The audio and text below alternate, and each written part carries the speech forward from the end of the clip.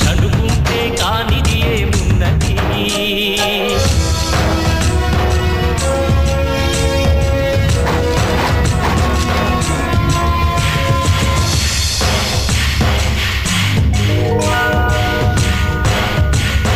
చిలిపి బాలుడనుకుంటే చిటికనేలు అనుకుంటే కృష్ణుడెత్తలేడుగా గోవర్ధన భారం సీతగాని లేకుంటే చేత కాదు అనుకుంటే విల్లు విరవలేడుగా శ్రీరాముడు సైతం మనసుంటే కనపడదా ఏదో మాత్రం